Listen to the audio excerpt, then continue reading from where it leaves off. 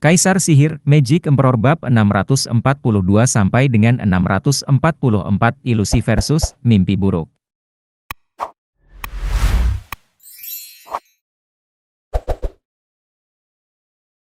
Suara mendesing. Zuofen membawa Yongning yang linglung ke atas hamparan hutan, mencari ke arah yang dia tunjuk. Hihi, dia memakan waktu cukup lama. Setelah aku mencabik-cabikmu, aku pasti akan mengirim kedua bocah nakal ini setelahnya. Penatua Lu mencibir, berkelana jauh ke dalam hutan dan menghilang setelah melewati sebatang pohon. Hanya Xuang Er yang tersisa, bersandar di pohon dalam tidur nyenyak. Zuofen melayang di atas lautan pepohonan sambil melihat sekeliling. Sampai Yongning menunjuk ke sebuah pohon besar. Lihat, itu Xuang Er. Hahaha, kamu sebenarnya memiliki mata yang lebih tajam dariku. Zuofen terkekeh saat dia turun, ayo pergi ke sana. Suara mendesing. Zuofen mendarat dalam sekejap dan melihat Xuang Er sedang beristirahat dengan tenang di pohon. Zuofen mendekatkan Yongning. Matanya mengamati setiap gerakan, setiap gemerisik, dengan seringai berbahaya. Keduanya belum mencapai Xuang Er ketika mereka merasakan dunia bersinar di hadapan mereka. Diikuti oleh kabut biru yang turun. Dunia memudar hingga hanya tersisa ruang kosong, putih sejauh mata memandang. Yongning di sebelahnya tampak tidak enak badan, juga menghilang. Hanya Zuofen yang tersisa. Ilusi? Zuofen mengerutkan kening dan mengejek. Kupikir itu jebakan. Karena saya tidak menemukan tanda-tanda adanya arai. Maka ini pasti perbuatan seseorang. Hahaha, kamu langsung masuk meski tahu? Bocah, kesombonganmu tidak mengenal batas. Sebuah suara tua terdengar dan Zuofen menyeringai. Penatua Lu? Bukankah kamu sedikit malu sebagai ahli panggung ethereal menggunakan dua gadis kecil sebagai umpan? Penatua Lu menangkis. Dengan kamu berada di Double Dragon Manor dan 3 tetua di sekitarmu, satu-satunya pilihan adalah menggunakan kepalaku. Aku perhatikan kemarin kamu cukup dekat dengan keduanya. Jadi aku telah membingungkan pikiran mereka untuk menarikmu keluar. Tapi apa yang salah dengan salah satunya? Tidak peduli apapun yang saya coba, dia menolak untuk mematuhi saya. Oh, itu Xuang Er. Zuofen mengangguk, sangat santai saat dia meluangkan waktu untuk menjelaskan. Dia adalah gadis suci Tianyu. Ahli dalam menembus tabir takdir dan trik pikiran apapun. Mendatanginya dengan ilusi seperti menaruh target di kepalamu. Penatua Lu berseru. Jadi itulah alasannya. Saya pernah mendengar Tianyu memiliki beberapa klan aneh. Sekarang saya melihat mereka sama sekali tidak normal. Tapi kenapa kamu memberitahuku semua ini? Tidakkah kamu peduli jika aku membawanya pergi dan mengubahnya menjadi kelinci percobaanku? Seolah-olah orang mati tidak bisa melakukan penelitian apapun. Mulut Zuofen memunculkan senyuman jahat khasnya. Aku sudah memberitahumu semua ini karena aku tahu kamu akan merahasiakannya. Orang mati dikenal sebagai yang terbaik dalam bisnis ini. Penatua Lu tertawa. Kamu benar-benar tahu cara berbicara besar. Sekarang setelah kamu berada tepat di tempat yang aku inginkan, kamu pikir kamu bisa mengambil nyawaku saja? Hai, aku mendapatkan tubuhmu, bukan? Mengambil jiwamu juga, aku tidak akan berkeringat. Sayap besar dan berwarna-warni terbentang dari punggung Zuofen, memancarkan cahaya kabur. Orang tua bodoh, kamu seharusnya sudah tahu sekarang bahwa tidak ada ilusi yang bisa mendekati kenyataan. Sayap hantu lautku juga akan mengirimmu ke dalam ilusi saat kamu memasuki kabutnya dan menghancurkan ilusimu sendiri. Zuofen mengepakkan sayapnya, mengirimkan kabut ke Penatua Lu, yang mengejek. Bocah sialan, kamu seperti monyet tak punya otak dengan semua keterampilan yang tepat. Sayap hantu laut memang jarang terjadi, tetapi hanya memengaruhi tubuh. Aku hanya jiwa, jadi tidak berpengaruh padaku, hahaha. Zuofen mengerutkan kening, baru saja menyadari kekurangan ini juga. Jadi dia menarik sayapnya, tangan kanannya malah berkedip merah. Tidak ada ilusi yang nyata, tapi tinjuku ini sangat benar. Ilusi terbentuk berdasarkan realitas di sekitar kita. Saya hanya akan merusak tempat di sekitar kita dan melihat bagaimana ilusi kamu akan ikut hancur. Mata Zuofen bersinar. Tangan merahnya bersinar lebih terang saat dia meninju tanah. Ledakan. Bumi berguncang dan segera menetap setelahnya. Cahaya merah, Zuofen, terpesona dan terlempar, meludahkan darah saat dia terbang. Hahaha, sudah cukup? Tidak peduli berapa banyak kekuatan yang kamu miliki.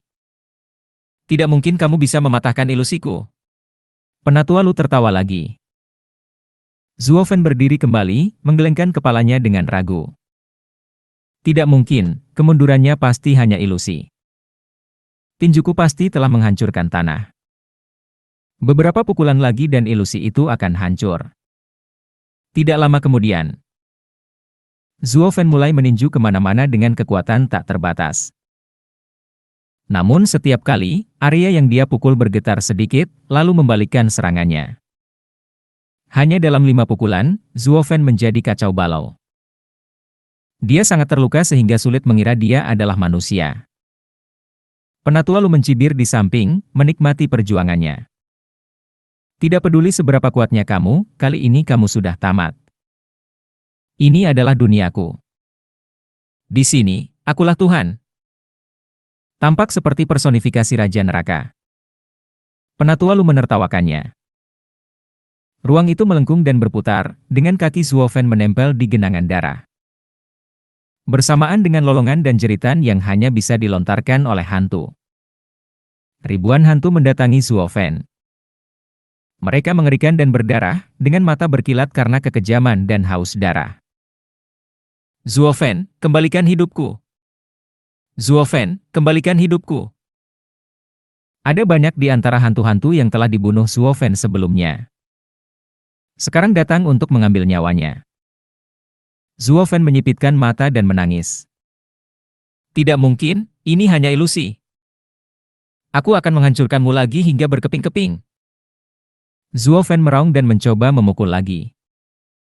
Hanya untuk menemukan lengannya terjepit. Zuofen menoleh ke belakang untuk melihat hantu merangkak di atasnya dan mengunyah lengannya. Lengan kilin yang luar biasa telah digerogoti seluruhnya, tulang dan semuanya. Zuofen menggelengkan kepalanya tak percaya. Tidak, ini tidak mungkin terjadi dalam ilusi. Ini tidak nyata. Benar, itu hanya ilusi. Tapi ketika seseorang mati dalam ilusi, mereka juga mati di dunia nyata. Hahaha. Penatua Lu terkekeh dengan kegembiraan yang tak terkendali. Zuofen meraung saat dia merasakan gigitan di tubuhnya. Lalu rasa sakit, namun tidak dapat melakukan apapun untuk menghentikannya. Melihat tubuhnya dimakan hidup-hidup satu gigitan pada suatu waktu. Dia merasa putus asa karena dia tenggelam dalam genangan darah sampai menelannya utuh. Sementara itu, di hutan, Zuofen hanya berdiri di sana dengan mata tertutup. Ada kerutan di wajahnya saat dia meringis kesakitan. Kakinya gemetar namun tidak bisa beranjak dari tempatnya. Seekor kupu-kupu biru melayang di sekelilingnya. Menutupinya dengan cahaya kabur sambil tertawa terbahak-bahak. Hihihi, bocah bodoh, kamu salah sejak awal. Jiwaku adalah milik kupu-kupu impian. Saya mengirim orang ke dalam mimpi buruk, bukan ilusi. Tidak peduli apa yang kamu coba lakukan, tidak ada yang bisa membantu. Karena akulah yang mengendalikan mimpi burukmu. Di dunia itu, aku adalah dewa.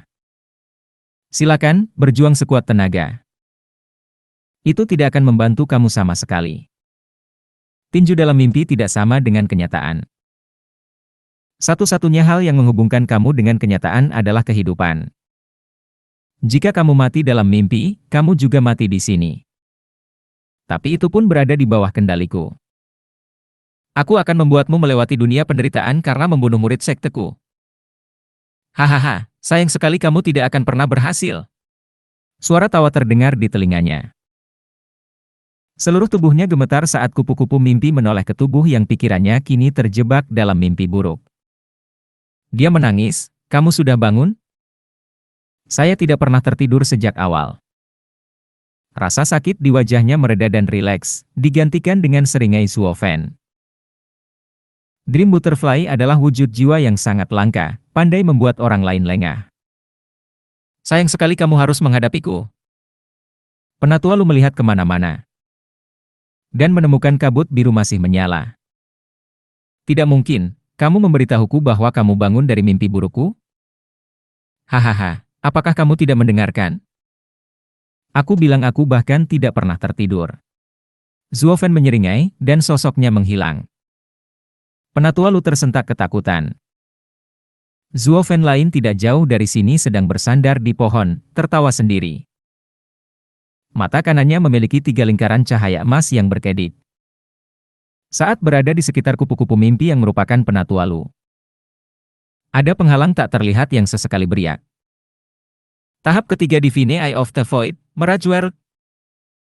Saat dia mengatakan ini dalam pikirannya, lingkaran cahaya itu bersinar aneh. Dunia di sekitar Penatua Lu bergetar ketika langit cerah berubah menjadi gelap dan bulan darah seperti mata besar merayap semakin tinggi. Itu mengeluarkan cahaya yang menakutkan saat mengabaikan semua ciptaan. Penatua Lu tersentak, hatinya menegang. Ini hanya ilusi. Maksudmu memberitahuku bahwa akulah yang menyukainya? Hai, coba tebak, orang tua bodoh. Tawa sinis datang dari atas awan. Bahkan sebelum kamu melepaskan mimpi burukmu, aku menangkapmu dalam ilusiku. Seperti yang kamu katakan, ini adalah duniaku, dan yang akan mati adalah kamu, hahaha. Penatua Lu berseru dengan tidak percaya, tidak mungkin, kapan kamu mengetahui saya bersembunyi? Kamu tidak perlu tahu. Zuofen memperhatikan kupu-kupu yang panik dari jauh dengan senyuman miring. Blood Baby mengeluarkan tawa yang menyeramkan dan tajam serta melayang di bahunya dan keduanya tertawa bersama. Agar adil, ketika Yongning menunjukkan tempat ini, Zuofen telah mengirim Blood Baby terlebih dahulu untuk mengintai. Dan lihatlah, Penatua Lu sedang menunggu. Jadi dia memasang jeratnya sendiri. Menggunakan kekuatan Mirage World miliknya untuk menciptakan ilusi di sana sehingga dia hanya terlihat seperti telah tiba di sana, padahal sebenarnya, dia ada di sini. Penatua Lu menganggapnya seolah-olah mangsanya membeli umpan dan memasang jebakan. Tidak pernah menyadari Mirage World telah menguasainya di saat-saat kegembiraannya. Sejak awal, semuanya berjalan sesuai rencana Zuofen. Penatua Lu hanya menjalani fantasi dalam ilusinya. Mengaum. Bumi berguncang hebat dan raungan drakonik memecah ketenangan hutan. Dengan ledakan yang keras, bumi terkoyak saat ratusan naga melesat ke langit. Penatua Lu kewalahan, gemetar ketakutan. Zuofen mengejek. Penatua Lu, tidak peduli betapa hebatnya mimpi burukmu. Sia-sia saja tanpa target. Saat berada di dunia Mirageku, hampir mustahil untuk menghindarinya, hahaha. Apa yang kamu inginkan? Penatua Lu tegang, bingung dan terpojok. Zuofen mencibir. Melanjutkan dari bagian terakhir yang kamu tinggalkan. Hanya kali ini, untuk kamu. Bukankah kamu mengatakan sesuatu seperti orang yang mati dalam mimpi atau ilusi yang mati di dunia nyata juga? Anda sebaiknya berpegang erat-erat dan mencoba bertahan melalui penyiksaan. Atau jiwa Anda akan terbang begitu saja. Bukankah itu lucu? Hahaha. Kamu berani?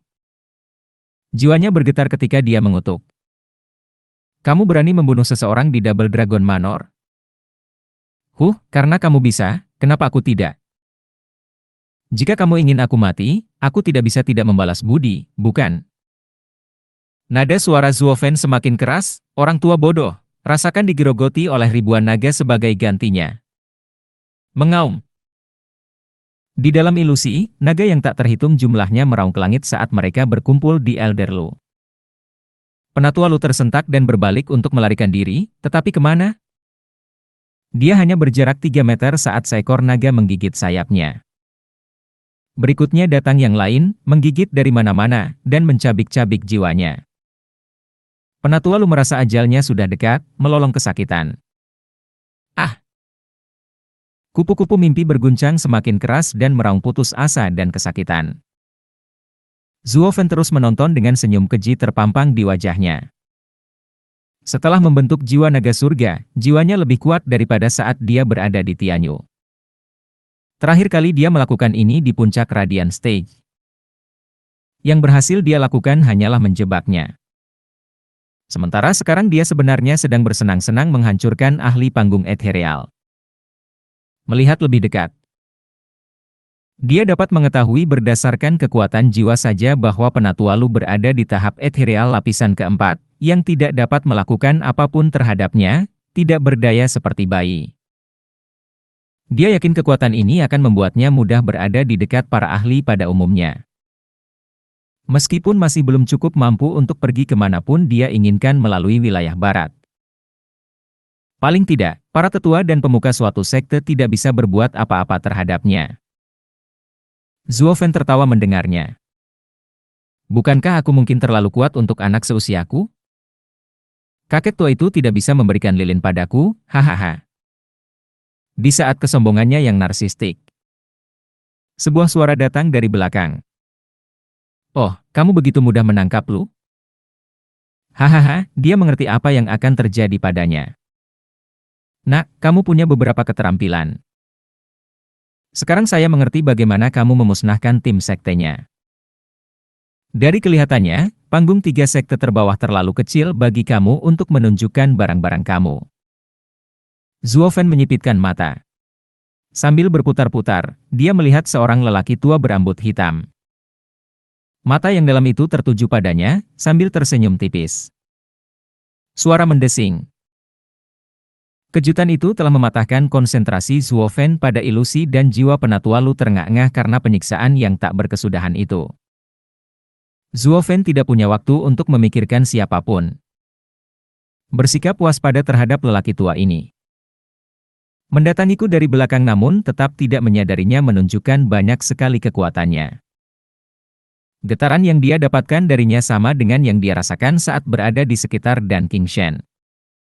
Mereka harus berada pada level yang sama. Berada di tempat yang sama dengan yang terbaik di negeri barat memberitahu Zuofen bahwa dia bukan orang yang suka main-main. Jadi dia menangkupkan tangannya. Bolehkah saya bertanya pada senior? Tetua Heiran. Tetua Heiran nyaris tidak mengangkat kepalanya yang lelah dan berseri-seri melihat lelaki tua itu. Tetua, Anda tiba tepat pada waktunya. Bocah ini berani melakukan percobaan pembunuhan di Double Dragon Manor. Mohon hukuman yang tepat, Tetua. Zuofen mengangkat alisnya, Tetua Heiran? Hahaha, benar. Penatua Lu mengejek, menemukan bahu untuk bersandar. Nak, kamu sudah selesai. Kamu bahkan tidak mengenal Tetua Heiran? Kalau begitu izinkan saya menjelaskannya dengan cara lain sehingga pikiran kecil Anda bisa mengerti. Dia adalah salah satu naga ganda agung. Puncak budidaya iblis di wilayah barat, Tetua Heiran. Naga ganda agung? Zuofen memicingkan matanya dan tersentak. Menatap lelaki tua itu dengan kaget. D. Ia adalah salah satu dari 2 naga ganda agung yang dianggap terkuat di wilayah barat setelah Dan Qingshan pergi. Tetua Heiran terkekeh dan mengibaskannya. Nak, tidak perlu panik, aku tidak datang untukmu.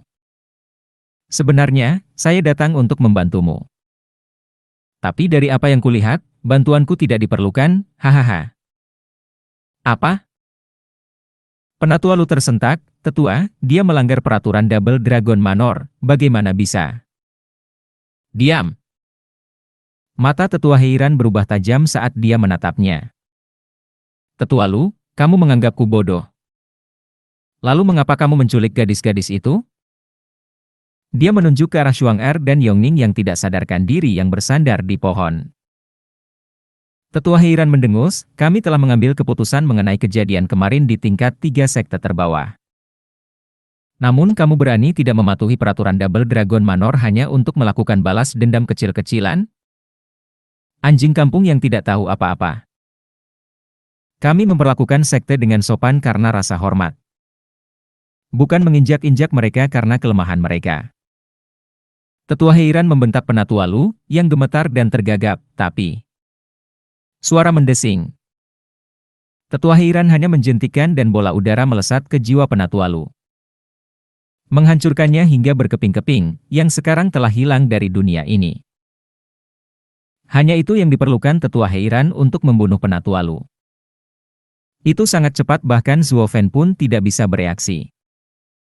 Kupikir aku sudah menyuruhmu diam, tapi kamu masih terus menyala? Matanya yang dingin menjelajahi gumpalan jiwa.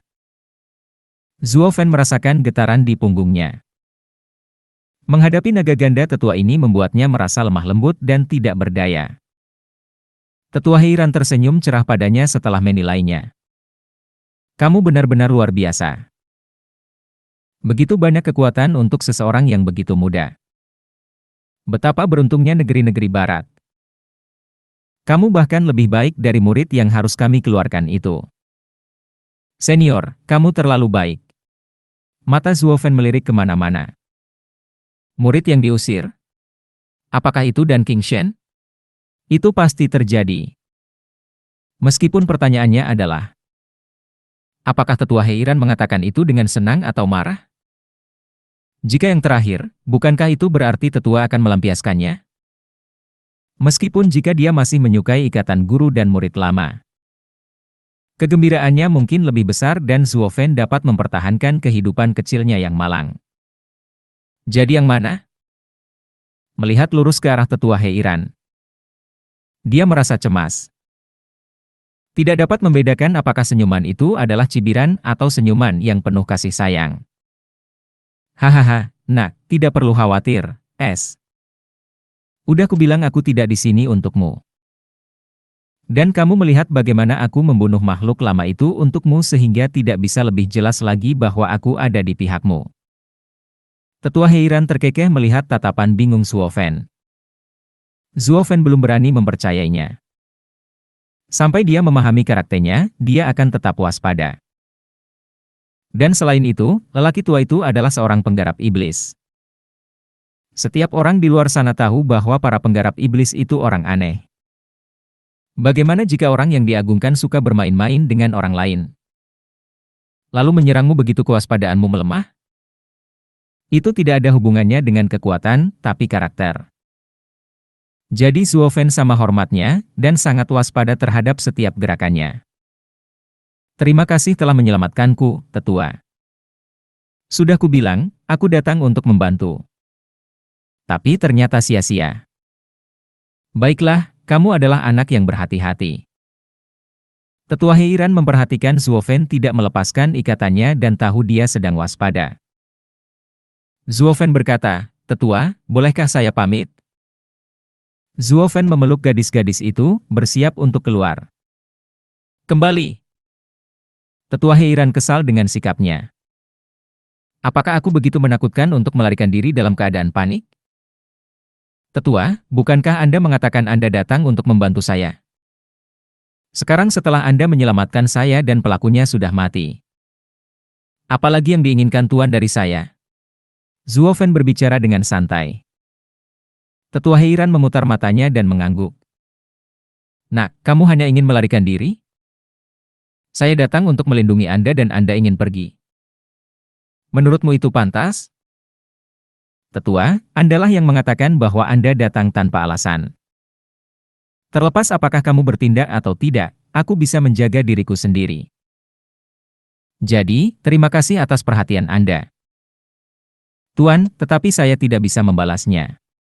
Zuo Fen semakin percaya diri saat dia membaca karakter Tetua Heiran. Dia tahu lelaki tua itu datang untuknya secara khusus dan dengan mempertimbangkan pekerjaan. Kenapa lagi dia terus mengomel tentang menyelamatkannya? Mereka memutuskan tindakan ini, tapi tidak bisa membiarkannya begitu saja. Mata Tetua Heiran berbinar dan berkata, saya membantu Anda menangani Penatua Lu, jadi itu berarti saya juga membantu Anda. Itu tidak ikut campur sama sekali. Coba pikirkan, jika dia mati di tanganmu, kamu akan menyinggung sekte penjinak binatang. Tapi sejak aku melakukannya, Aku menjalankan aturan dan sekte penjinak binatang tidak bisa berkata apa-apa. Namun mereka masih akan melampiaskannya padaku. Jadi apa bedanya? Zuo Fen mengangkat alisnya. Kecuali kamu melenyapkan sekte penjinak binatang. Maka kita tidak punya apa-apa untuk dibicarakan dan tidak bisa membalas budi. Wajah tetua Heiran berkedut karena marah. Hahaha. Aku tidak membiarkan murid kita yang berharga melakukannya ketika dia ingin melakukan hal yang sama untuk menstabilkan wilayah barat dan kamu pikir aku akan melakukannya untukmu. Kalau begitu, tidak ada gunanya kembali. Selamat tinggal. Zuo Fen mengusirnya dan lari. Tapi tetua Heiran membentak. Tunggu. Kembali ke sini. Aku belum selesai bicara. Zuo Fen berbalik, tersenyum lebar dan punggung tegak. Ini dia. Mari kita lihat mengapa kamu benar-benar datang untukku. Pada hari lain seseorang datang kepadanya untuk mencari pekerjaan. Dia memastikan untuk mengetahui kelemahan pihak lain. Tidak peduli seberapa keras lawannya, dia akan mengendalikan negosiasi. Melihat Zuo mengubah nada dengan mudah. Tetua Heiran mengerutkan kening dan tertawa. Nak, bisakah kamu menghentikan aktingnya? Lagi pula aku tidak menanyakan dunia padamu. Hanya untuk memberimu larangan. Kamu tidak boleh bertarung di tahap 3 sekte terbawah dan 3 sekte tengah. Itu semuanya. Zuo Fen memiringkan kepalanya, itu saja? Dan kamu memutuskan ini sendiri tanpa bertanya padaku? Hahaha, menurutmu kita akan berkonsultasi dengan junior? Tetua Heiran menghela nafas. Tidak ada aturan yang bisa memberi kompensasi berlebihan. Pertemuan naga ganda selalu mendapat persetujuan dari 9 sekte lainnya. Yang lebih penting adalah kenyataan bahwa hal itu dilakukan dengan adil. Bagaimana lagi kita bisa mendapatkan kepercayaan dari setiap kekuatan di wilayah barat? Penduduknya akan kacau balau dan wilayah barat akan kacau balau. Meskipun kamu tidak melakukan kesalahan. Kami harus memasukkan kamu ke dalam larangan ini tanpa alasan yang jelas. Atau itu akan mempengaruhi reputasi kita? Kau terlalu kuat. Melampaui batas yang bisa dilakukan oleh jenius dari 3 sekte tengah. Jika kamu pergi ke sana, mereka tidak akan naik panggung dan kami tidak akan mengukur potensi sekte. Itu akan kehilangan maknanya. Itu sebabnya kami berharap kamu mundur dari tahapan ini. Itu hanya akan terjadi sampai 3 sekte atas bertarung. Sekte iblis perencana akan hilang tanpamu di tahap itu. Zuo Fen mengangkat alisnya, bagaimana kamu tahu kami bertujuan menjadi 3 sekte tingkat atas? Hahaha, semua kekuatan sekte Demon Scheming Sect memenuhi syarat untuk itu. Tetua Heiran tertawa. Kerutan di dahi Zuo Fen semakin dalam. Dia tidak ragu-ragu karena dia takut murid-murid itu akan ikut dalam pertempuran 3 sekte atas. Anda salah mengelompoknya. Dia sedang merenungkan bagaimana 2 orang menipu ahli hebat ini di hadapannya untuk mendapatkan beberapa barang. Tetua Heiran menggaruk janggutnya sambil mencibir. Aku sudah lama mengetahui rencana lu. Saya tidak bertindak karena saya ingin melihat kemampuanmu. Dan seperti yang dikatakan tetua itu, kamu adalah monster sejati. Kamu adalah ancaman bagi 3 sekte terbawah, sesuatu yang seharusnya tidak ada. Tetua, apakah Anda mengancam saya?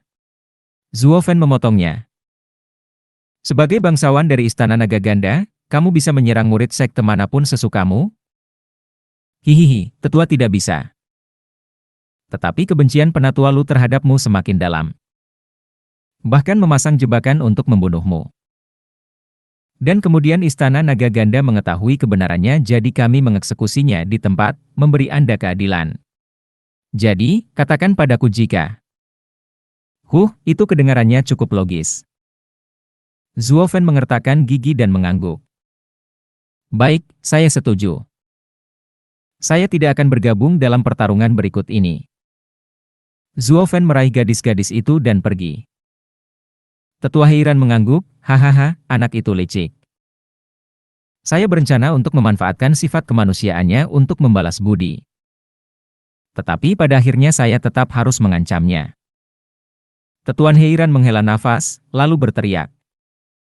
Ini tentang kehormatan Double Dragon Manor. Saya tidak ingin kabar ini tersiar. Jangan khawatir, urusan kotormu aman bersamaku. Memiliki petunjuk bagaimana Double Dragon Manor beroperasi, Zhuo Fen tidak peduli dengan reputasi mereka dan mulai mengutuk mereka dengan keras. Karena kamu sangat suka memberitakan keadilan. Aku hanya harus menghindari pelanggaran peraturanmu dan kamu tidak bisa berbuat apa-apa padaku.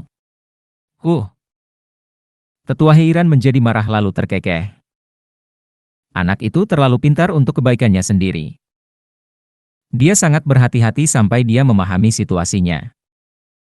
Sekarang setelah dia melakukannya, dia tidak punya rasa takut. Dia bukan orang yang mudah terjebak oleh hal-hal sepele. Matanya selalu melihat gambaran yang lebih besar. Tetapi emosinya sangat mirip dengan arogansi Sheng. Bukankah kita akan berada dalam kekacauan besar lagi? Sebuah suara tua berkata dan seorang lelaki tua dengan rambut putih muncul di depan tetua Heiran. Dialah yang diagungkan lainnya. Wajah tetua Heiran berkedut dan menghela nafas. Bai Mei, bukankah kita menangani Double Dragon Manor demi para petani di wilayah barat? Untuk membuat budidaya menjadi adil? Sehingga mereka yang bisa berkultivasi bisa mengejar pencerahan tanpa rasa khawatir. Namun seiring berjalannya waktu, semakin banyak orang yang fokus pada sumber daya. Sementara para petani sejati semakin berkurang dari hari ke hari. Itu terjadi pada para penggarap iblis dan penggarap lurus. Mereka menjadi terlalu serakah dan melupakan prinsip inti kultivasi. Seperti yang kita lakukan. Agar wilayah barat menjadi tempat yang adil. Kami mengusir murid kami yang berharga. Memikirkannya sekarang, impian dia dan gadis itu untuk menciptakan dunia bebas. Bukankah itu jalannya? Selama berabad-abad, jarang sekali muncul seseorang dengan pengejaran yang jelas. Dan kebetulan itu adalah murid kami. Namun mengapa kita harus menghentikan cita-citanya? Mungkin kita bukan lagi penggarap yang melakukan hal itu lagi. Sekarang kami mengendalikan wilayah barat sebagai naga ganda yang agung. Tetua Bai Mei menghela nafas. Kami telah berubah seiring dengan perubahan wilayah barat. Tetua Heiran mengangguk. Tidak dapat mempertahankan aspirasi kita berarti mengabaikan pengejaran Dao. Kita tidak lebih dari raja di dunia sekuler. Hahaha, tidak heran Sheng melampaui kita begitu cepat. Lama-kelamaan kita sulit bergerak. Karena kita semakin menyimpang dari jalan yang benar.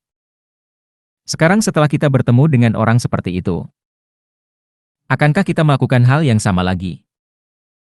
Bai Mei tetap diam. Sebagai penguasa tertinggi di wilayah barat, mereka terikat pada kepentingannya. Tugas mereka adalah melindungi stabilitas wilayah barat. Tidak peduli siapa yang mengancamnya. Mereka akan membuangnya bahkan jika seluruh wilayah barat menganggap mereka salah. Hanya karena mereka adalah naga ganda agung terkuat di wilayah barat. Heiran melirik Bai Mei, jika Sheng kembali, aku ingin memberinya pedang. Biarkan dia mengikuti aspirasinya. Bai Mei merenung sebentar lalu mengangguk.